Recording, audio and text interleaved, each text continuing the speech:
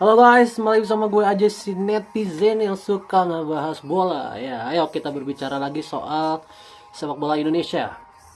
Dimana gue ingin menjelaskan soal proses naturalisasi dari ketiga pemain diaspora kita, yaitu Joel Pelupesi, Dean James, dan juga Emil Audero ya, dimana Pak Erick Thohir sudah menjelaskan di media bahwa proses ketiganya ini akan berlangsung selama seminggu ke depan. Jadi paling lambat katanya adalah tanggal 10 karena ingin mengejar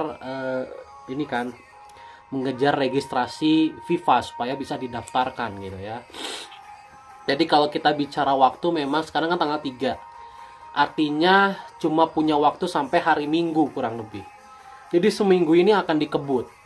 Katanya sudah sampai Kemenpora suratnya ya. Jadi gini, prosesnya itu adalah Kemenpora, kemudian Presiden diajukan ke DPR, kemudian muncul ke Pres ya, keputusan Presiden. Jadi balik lagi ke Presiden. Nah, baru diurus ke pengambilan sumpah. Jadi gitu prosesnya. Nah, ini kan 5 proses yang harus dijalani supaya proses naturalisasinya beres. Nah, jadi suratnya ini sudah sampai di Kemenpora, sudah sampai di step ke-1. Nah, rencananya ini akan dikebut nih. Dimana Pak Erick Thohir sudah berkoordinasi dengan semua elemen ya, dari pihak pemerintah, pihak DPR gitu, Kemenkumham dan segala macamnya. Ini sudah dibagi tugas lah, Bapak Sekjen mengurus mana, terus mengurus PSSI yang lain mengurus mana gitu. Jadi katanya 3 hari lagi ya, ini akan diajukan ke DPR ya, 3 hari lagi katanya. Mungkin hari Rabu atau hari Kamis lah sekitaran ya. Nah, jadi kita tunggu nih, apakah bisa dalam waktu 1 minggu ini dikebut. Ini bisa dikebut karena kalau kita bicara proses, sebenarnya 1 minggu itu agak lumayan berat ya. Kalau kita bicara naturalisasi yang kemarin-kemarin, itu kan jeda waktunya lumayan lama semua kan. Contoh kalau kita bicara naturalisasi pertama, batch pertama maksudnya Jordi Amat, Sandy Walsh, itu kan lama. Justin Hubner, Ivarianer, Rafael Strike, ini lama juga. Kemudian Jai Itzes, Tom Haye, Ragnar Oratmangun, itu kan lama juga kan. Lumayan lama lah, lebih dari seminggu lah semuanya rata-rata. Martin Paes apalagi sampai berapa bulan kan, sampai harus kecas. Kemudian Kevin Dix satu bulan, Messil Hurst, Eliano Reinder 1 bulan. Jadi semuanya rata-rata lebih dari seminggu lah. Ole Romani juga sebulan. Tapi ketiga pemain ini akan dikebut selama seminggu. Jadi ini kayaknya bakal bolak-balik nih, PSSI kayaknya bakal bolak-balik Eropa Indonesia nih dalam 1 minggu ini. Gila, capek banget itu guys, bener. Ini demi memperjuangkan ketiga pemain ini bisa main melawan Australia. Dan mudah-mudahan segala kerja keras yang dilakukan oleh PSSI ini tidak mengecewakan hasilnya. Jadi sekali lagi bebannya sekarang ada di Kluivert. Apakah bisa Kluivert menggunakan 3 pemain ini dengan baik? Apakah bisa? Kalau kita bicara Emil Audero itu ya mungkin dia akan jadi pelapis Martin Paes. Kemudian Joel Pelupesi nih. Joel Pelupesi menurut gue role-nya yang akan sangat penting. Karena dia adalah gelandang bertahan. Ibaratnya Tom Haye ini kan tidak punya tandem yang selevel, yang sesenior dia lah. Kan semua tandemnya tuh muda semua kan, Jenner, Nathan gitu ya. Sehingga dia memang butuh tandem yang selevel. Dan menurut gua Joel Pelupesi, meskipun dia bermain di Liga 2 Belgia ya, beda kelas dengan Tom Haye liganya, tapi harusnya secara kematangan harusnya sudah sangat matang pemain ini. Karena bener-bener jam terbangnya sudah sangat banyak. Dia pernah di KB Championship, kemudian dia pernah di Eredivisie juga di Groningen. Jadi harusnya secara level permainan dan kematangan bermain harusnya sudah selevel dengan Tom Haye. Nah, ini kan sangat bagus untuk keseimbangan tim itu sendiri kalau pemain yang ada di dalam itu matang gitu. Karena memang kekurangan sekali, kelihatan banget kan. Di pertandingan-pertandingan sebelumnya kalau Tom Haye tidak main, itu keseimbangan hancur. Gue tidak mendiskreditkan Ivar Jenner dan Nathan Joaon ya, tapi mereka berdua ini terlalu tidak konsisten kalau bermain bersama-sama. Harus tetap ada sosok Tom Haye di tengah.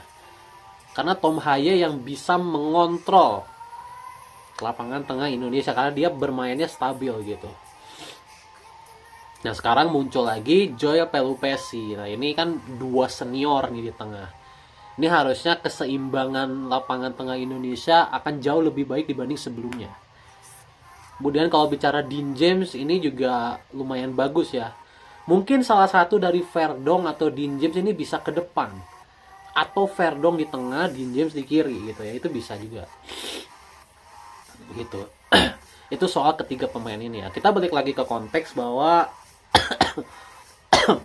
proses ketiganya ini bisa dibilang bener-bener teamworknya harus bener-bener jalan sih.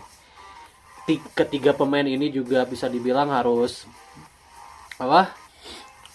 harus bisa diajak bekerja sama, kemudian pihak pemerintah, pihak DPR juga harus bisa diajak bekerja sama. Secara jadwal ini nggak boleh ada yang mundur satupun kalau memang pengen terkejar sampai tanggal 10.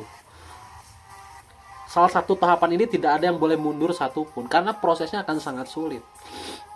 Belum nanti jadwal pengambilan sumpah, ya kan?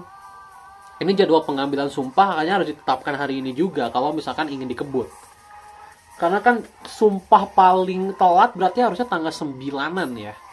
Terus registrasi tanggal 10. Iya kan? Kayak gitu kan? Tanggal 9 terus registrasi tanggal 10. Jadi kita lihat bagaimana kerja dari PSSI. Karena gue udah ngelihat dari Pak Arya sudah memberikan statementnya bahwa dia pun sudah mengetahui kalau kerjaannya ini akan berat. Dia sudah menyusun jadwal katanya, dimana orang-orang PSSI ini sudah menyusun jadwal siapa nanti yang ke Eropa, siapa yang akan mengurus ke DPR, siapa yang akan mengurus ke Kemenkumham, siapa sekjen yang bergerak gitu ya.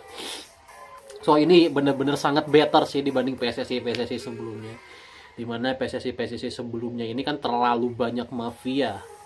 Dan sekarang isi PSSI ini kan semuanya diganti dengan orang-orangnya Pak Erick Thohir kan. Termasuk sekjen gitu. Sekjen juga meskipun sekjen ini tidak ada di bawah komando ketua PSSI secara langsung, tetapi sekjen di era sekarang itu kelihatannya bisa bonding dengan ketua PSSI. Bener-bener sejalan lah. Sejalan gitu, sejalur gitu. Jadi ini sekali lagi organisasi yang luar biasa. Pak Erick Thohir organisasi yang luar biasa. Kita lihat apakah di tanggal 20 dan 25 nanti hasilnya tidak mengecewakan. Karena kalau hasilnya mengecewakan, kita lihat aja yang marah itu bukan cuma supporter, tapi yang marah juga pasti PSSI. Jadi gini guys, kita sebagai supporter kita harus lebih objektif dalam melihat situasi ini. Ini PSSI sudah sangat bekerja keras ya. Sudah sangat bekerja keras, sudah menyediakan banyak pemain dan segala macam.